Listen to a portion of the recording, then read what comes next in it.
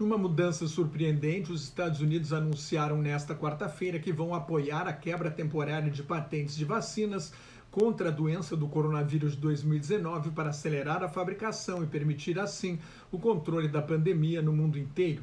Esta é uma crise global e circunstâncias extraordinárias exigem medidas extraordinárias, declarou a representante comercial dos Estados Unidos, Katherine Tai.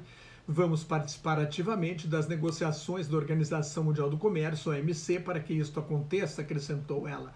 Desde o fim do ano passado, um grupo de mais de 110 países em desenvolvimento, liderados pela Índia e África do Sul, pressionam na OMC para que o direito de propriedade intelectual seja suspenso temporariamente.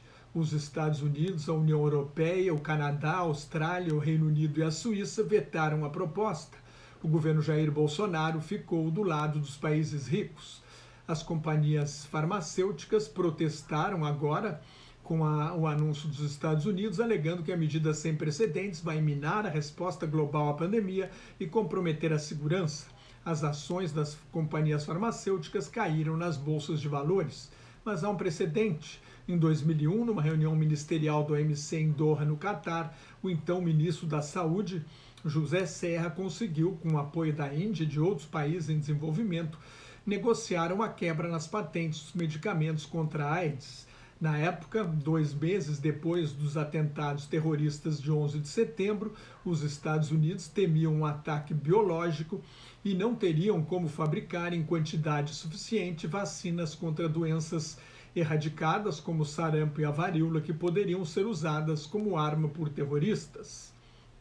Nesta quarta-feira, foram notificadas mais 2.791 mortes e 75.652 casos novos de Covid-19. O Brasil soma quase 15 milhões de casos confirmados e 414.645 mortes. A média diária de mortes dos últimos 7 dias caiu para 2.329, com queda de 8% em 2 semanas. Esta média cai há 5 dias, mas está acima de 2.000 mortes por dia há 50 dias. A média de casos novos está em 58.951 por dia. O aumento do número de casos em São Paulo é um alerta para o risco de uma terceira onda antes que a vacinação permita controlar a doença. O negacionismo do presidente Jair Bolsonaro cobrou alto preço em vidas. Nos municípios onde o presidente teve mais de 50% dos votos no segundo turno, o risco de infecção foi 299% maior do que o de mortes e 415% maior em comparação com os municípios onde Bolsonaro perdeu. Onde ele ganhou por ampla margem, houve 7 vezes mais mortes. O estudo é do INSPER, do Instituto Brasileiro de Mercado de Capitais, o IBMEC, e da Universidade de Toronto, no Canadá. Ao depor na Comissão Parlamentar de Inquérito do Senado sobre a pandemia, o ex-ministro da Saúde, Nelson Teich, um médico, declarou que saiu do cargo depois de apenas 29 dias por causa da pressão de Bolsonaro pelo uso de medicamentos sem comprovação científica contra a Covid-19, como a cloroquina, e da falta de autonomia para fazer o seu trabalho. O atual ministro da Saúde, Marcelo Queiroga, e o presidente da Agência Nacional de Vigilância Sanitária, a Anvisa, almirante Antônio Barra Torres, depõem nesta quinta-feira. A CPI aprovou a convocação dos ex-ministros das Relações Exteriores, Ernesto Araújo, e da Comunicação, Fábio Weingarten. Eles serão ouvidos na próxima semana. Sob pressão da CPI, Bolsonaro voltou a atacar o Supremo Tribunal Federal, ameaçando baixar um decreto para proibir medidas de confinamento, dizendo que não será derrubado pela justiça. Também atacou a China, alegando que o coronavírus pode ter sido criado em laboratório numa guerra biológica, porque a China foi a única grande economia que cresceu no ano passado. Mais um erro grave, porque o Brasil depende da China para comprar vacinas e insumos para a fabricação de vacinas. A Índia registrou novo recorde mundial com 412.262 diagnósticos positivos e um recorde nacional de 3.980 mortes. Num dia, o governo indiano admite que uma terceira onda de contaminação será inevitável. A Índia soma quase 22 milhões de casos confirmados e 239.168 mortes. Há 15 dias, o país tem mais de 3 mil casos novos por dia.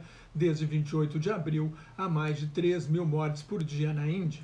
8 leões foram diagnosticados com Covid no zoológico de Hyderabad. No mundo já são 154.788.000 casos confirmados e 3.238.000 mortes.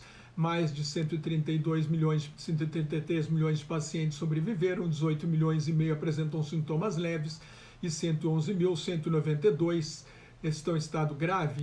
Em Genebra, na Suíça, o diretor-geral da Organização Mundial da Saúde, Tedros Adhanom, e a primeira-ministra da Alemanha, Angela Merkel, lançaram um Centro Global para Pandemias e Inteligência sobre Pandemias. Nos Estados Unidos, nesta quinta-feira, houve mais de 45 mil casos novos, com queda de 26% em 2 semanas e 701 mortes. A média de casos novos, 46.603, é a menor em 7 meses, desde 6 de outubro.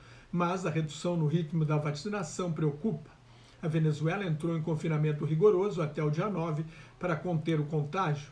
Na Colômbia, pelo menos 25 pessoas morreram em 8 dias de protestos contra aumentos de impostos e medidas para combater a pandemia que aumentaram o desemprego e jogaram mais de 4 milhões de pessoas na miséria. Cerca de 1,230 bilhões de doses de vacinas foram aplicadas no mundo inteiro, sendo 290 milhões na China e 255 milhões e 900 mil nos Estados Unidos, onde 148 milhões e 600 mil pessoas tomaram a primeira dose e 107 milhões e 300 mil, 32,4% da população americana, estão plenamente vacinadas. Na Índia, foram administradas 162 milhões e meio de doses, 52 milhões no Reino Unido e 50 milhões e 400 mil no Brasil, onde 33 milhões e 400 mil pessoas receberam a primeira dose e 17 milhões, pouco menos de 8% da população brasileira, tomaram as 2 doses necessárias à imunização. O Canadá autorizou a aplicação da vacina da Pfizer em adolescentes de 12 a 15 anos. Os Estados Unidos devem fazer o mesmo na semana passada.